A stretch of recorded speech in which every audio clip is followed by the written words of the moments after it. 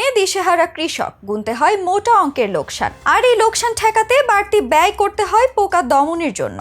তবে সূর্যোদয়ের দেশ জাপান হেঁটেছে ভিন্ন পথে। পোকা দমনের জন্য এবার আর কীটনাশক নয়, তারা ব্যবহার করছে শত শত হাঁস। যে কাজ করতে লাখ টাকার যন্ত্র হার মেনে যায়, সেই পোকা দমনের কাজ অনায়াসে করতে পারে এসব হাঁস।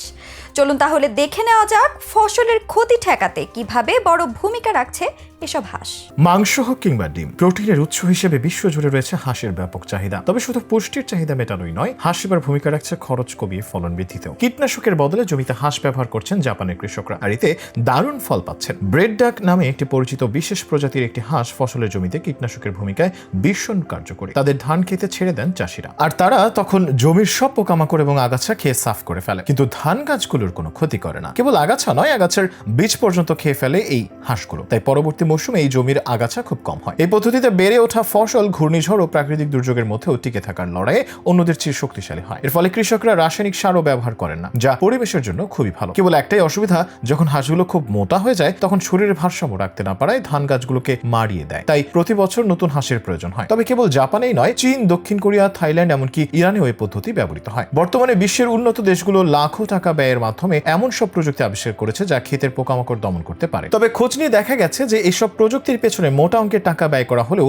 পুরোপুরিভাবে ফসলকে কীট মুক্ত করতে পারে না। অন্যদিকে ধানি জমিতে হাঁসের ব্যবহারের ফলে একদিকে যেমন হাঁস পালনের জন্য বাড়তি ব্যয় করতে হয় না, অন্যদিকে কীটনাশকও কিনতে হয় না কৃষককে। ধানের জমিতে হাঁস পালনের মাধ্যমে শুধুমাত্র দেশের আমিষ জাতীয় খাদ্যের যোগান বৃদ্ধি পাবে তাই নয়, গ্রামের দরিদ্র বেকার জনগোষ্ঠীর কর্মসংস্থানের সৃষ্টির মাধ্যমে গ্রামীণ অর্থনীতির উন্নয়নও সহজতর হয়ে উঠবে। যে পদ্ধতিতে ধান চাষের সাথে হাঁস পালন করা হয় তাকে ধান ও হাঁসের সমন্বিত খামার পদ্ধতি বলে, যা জাপানে আইগেমো রাইস কাল্টিভেশন নামে পরিচিত। এটি একটি জৈব খামার পদ্ধতি, যাতে একই প্রাকৃতিক সম্পদ ব্যবহার করে একটি কৃষক একই সঙ্গে দুটি ফলন অর্জন করার সুবিধা পায়। ধান ও হাঁসের সমন্বিত চাষ পদ্ধতিতে কৃষিতে রাসায়নিক দ্রব্য ও রাসায়নিক সার ব্যবহারের প্রয়োজন হয় না। অতএব এই পদ্ধতি কম খরচ সম্পন্ন ও পরিবেশ বান্ধব। খুব সহজেই ধানের জমিতে হাঁসের প্রতিপালন করা যায়। চলুন এবার জেনে নেওয়া যাক কিভাবে আপনি একই সাথে ধান ও হাঁস পালন করবেন। প্রথমত, চারা রোপণের 7 থেকে 15 দিন পর প্রতি হেক্টর ধানের জমিতে 30 দিন বয়সের 300 থেকে 400টি হাঁসের বাচ্চা ছেড়ে দিতে হবে। ধানের স্বাভাবিক চাষ পদ্ধতি অনুসরণ করতে হবে এবং ধান খেতে সবসময় 5 থেকে 7 সেন্টিমিটার জল ধরে রাখতে হবে, যাতে হাঁসগুলি অবাধে এবং সহজে ধানের জমিতে চলাফেরা করতে পারে। উপযোগী হাঁসের জাতগুলোর মধ্যে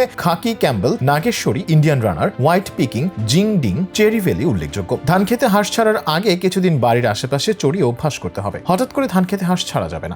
প্রথম 5 থেকে 7 দিন বাড়িতে পালন করা হাঁসগুলোকে ধানের জমিতে সকালে ও বিকালে 2 ঘন্টা করে 4 ঘন্টা রাখতে হবে। এরপর থেকে ধানের জমিতে সকাল থেকে সন্ধ্যা পর্যন্ত রাখা যেতে পারে। হাঁস জমিতে চড়ার সময় কাঁকড়া, ব্যাঙ সহ জলজ প্রাণী ও আগাছা খাবে। এগুলো হাঁসের পুষ্টিকর খাবার। ধান খেতে হাঁসের খাদ্য কমে গেলে বাড়িতে হাঁসকে চাল বা গমের গুঁড়ো, ভুসি, খোল, ঝিনুক চূর্ণ ইত্যাদি খাওয়াতে হবে। তবে ধানে ফুল আসার শুরুতেই জমি থেকে হাঁস সরিয়ে নিতে হবে। হাঁস পোকা খেয়ে ধান ক্ষেত রক্ষা করে, ফলে কীটনাশকের জন্য প্রয়োজনীয় খরচ সাশ্রয় হয়। এছাড়াও ধানের জমিতে হাঁসের চলাফেরার কারণে প্রাকৃতিকভাবে জমির জলে বাতাস চলাচলের হার বেড়ে যায়। এর ফলে যেমন মিথেন, নাইট্রাস অক্সাইড এর মতো গ্রিনহাউস গ্যাস কম নির্গত হয়, তেমনি জমিতে প্রয়োজনীয় প্রাকৃতিক উপাদান যেমন নাইট্রোজেন, ফসফরাস ইত্যাদি বৃদ্ধি পায়। ফলস্বরূপ ধান গাছের শিকড় ও পাশকাঠির সংখ্যা বেশি হয় এবং সর্বোপরি ধানের উৎপাদন বৃদ্ধি পায়। এই সমন্বয় পদ্ধতি হাঁস দিনের বেলায় ধানের জমির আগাছা ও কীটপতঙ্গ খেয়ে বড় হয়। এর জন্য হাঁসের খাবারের খরচ কম লাগে। আবার হাঁসের বিষটা জমিতে পড়ে জমি উর্বর হয়। অন্যদিকে একটি হাঁস বছরে গড়ে 9 মাস ডিম দিয়ে থাকে। প্রজননের জন্য প্রয়োজনীয় সংখ্যক পুরুষ হাঁস রেখে বাকি প্রাপ্তবয়স্ক পুরুষ হাঁসগুলোকে মাংসের জন্য বিক্রি করা যেতে পারে। অর্থাৎ